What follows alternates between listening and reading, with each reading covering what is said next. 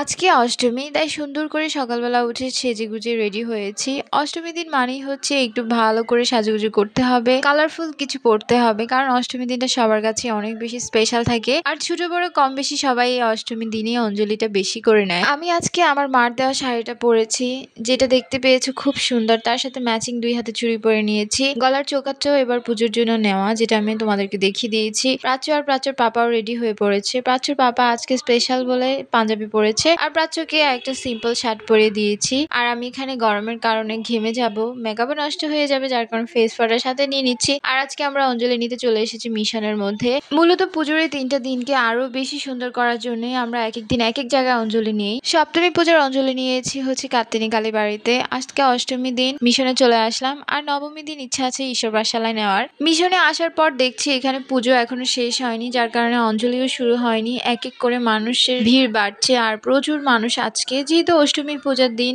অবশ্যই মানুষ একটু বেশি হবে। যেহেতু আমরা অনেকটা সময় পেলাম অঞ্জলি নেওয়ার জন্য, তাই ভাবলাম যে এখানে দাঁড়িয়ে কি করব।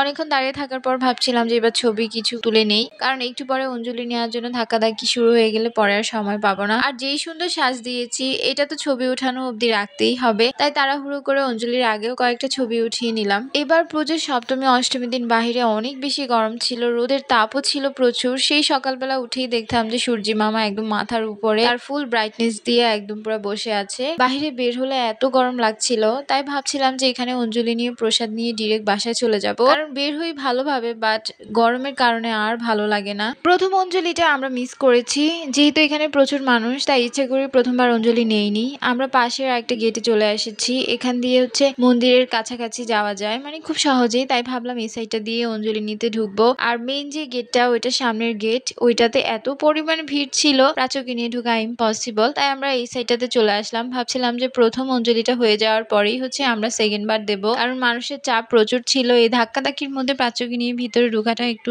ঝামেলা হয়ে যাবে। আর এখানে দাঁড়িয়ে আমি আমার ঘাম মুছছিলাম। কিছুক্ষণ পর পরেই হচ্ছে আমার ঘাম বেয়ে বেয়ে পড়ে ব্লাউজ টাউজ সব ভিজে যাচ্ছিল। আর এখানে মানুষ দেখে তো বুঝতেই পারছেন কতটা চাপ ছিল মানুষের। আমার তো চিন্তা হচ্ছে আমার এই সুন্দর মেকআপ অন্তত ছবি উঠানোর আগ পর্যন্ত তো ধরে রাখতেই হবে, তাই অনেক কষ্ট করে টিস্যু ম্যানেজ করে ঘাম মুছিয়ে রাখছিলাম। তারপরে চলে আসলো আমাদের অঞ্জলি নেওয়ার টাইম। কিছুক্ষণ ওয়েট করার পর হচ্ছে অঞ্জলি দিতে আমরা চলে আসলাম। এখানে ফুল বেলপাতা নিয়ে নিয়েছি, যেহেতু প্রথমবার অনেক মানুষ দিয়েছে একসঙ্গে, তাই সেকেন্ড টাইমে খুব চাপ কমই ছিল, আমরা রিল্যাক্সে দিতে পেরেছি অঞ্জলিটা। তারপরেও মানুষ কম ছিল না, কারণ এখানে যজ্ঞের ফোঁটা নিবে, চরণামৃত নিবে। কিছুক্ষণ ওয়েট করার পর সুন্দরভাবে অঞ্জলি দিয়ে দিয়েছি।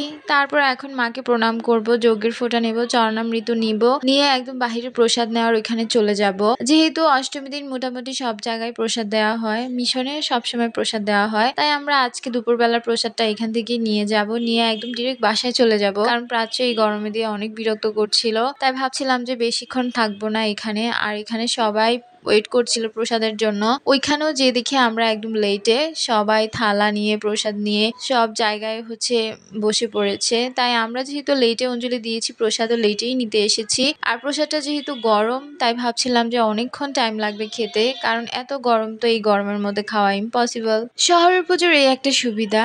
আর এই পুজোর সময় তো আমার দুপুরবেলা ওইরকম ভাবে রান্না বান্না করাই লাগে না, কারণ মোটামুটি সপ্তমী অষ্টমী নবমী দিন সব জায়গায় মোটামুটি কম বেশি প্রসাদ দেওয়াই হয়।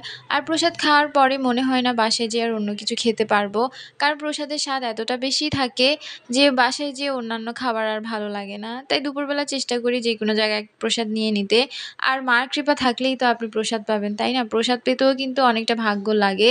তারপর এখানে আসার পর হচ্ছে আমরা প্রসাদ খাওয়ার পরে কিছুক্ষণ ওয়েট করছিলাম, কারণ আমাদের অনেক পরিচিত মানুষ ছিল আমাদের সাথে, অনেকের সাথে দেখাও হয়ে যায় মিশনে আসার পর। তাই সবাই মিলে একটু দাঁড়িয়ে গল্পগুজব করছিলাম, কারণ এত প্রেশার নিয়ে গরম খাবার খেয়েছি যে এখন আর ভালো লাগছিল না। তাই কিছুক্ষণ দাঁড়িয়ে গল্প করছিলাম। আর প্রাচ্য নতুন ফ্রেন্ডের সাথে দৌড়াদৌড়ি করছিল। তারপরে যাওয়ার আগে দিয়ে আমরা ভাবলাম যে সবাই মিলে কিছু ছবি টবি উঠিয়ে নিই, কারণ খাওয়ার মধ্যে তো এতই ব্যস্ত ছিলাম ছবি আর উঠাতে পারিনি। অঞ্জলি নেওয়ার পর ওইরকমভাবে সময়ও পাইনি, তাই ভাবছিলাম এখন যাওয়ার আগে কিছু সুন্দর ছবি উঠিয়ে নেব। পুজোর এই ৩ টা দিনে ঘরের মধ্যে নিরামিষ খাওয়া হলো, বাহিরে কিন্তু আমাদের আমিষ খাওয়া হয়েই যায়। তো আজকের মতো অষ্টমীর ব্লগ এখানেই শেষ করছি। আশা করছি তোমাদের কাছে ভিডিওটা ভালো লেগেছে। আমার তো অষ্টমীর দিন অনেক বেশি ভালো কেটেছে। কালকেও অঞ্জলি নেওয়ার ইচ্ছা আছে। তো শেষে আমি তোমাদের জন্য কিছু সুন্দর ছবি রেখে দিয়েছি, যেগুলো আমি অলরেডি তোমাদের সাথে শেয়ার করে দিয়েছি। দিনেরটা দিনেই শেয়ার করেছি, তারপরেও আমি ব্লগে অ্যাড করে দিয়েছি। যারা দেখোনি অবশ্যই দেখে নিবে। ছবিগুলো কিন্তু বেশ সুন্দর এসেছে।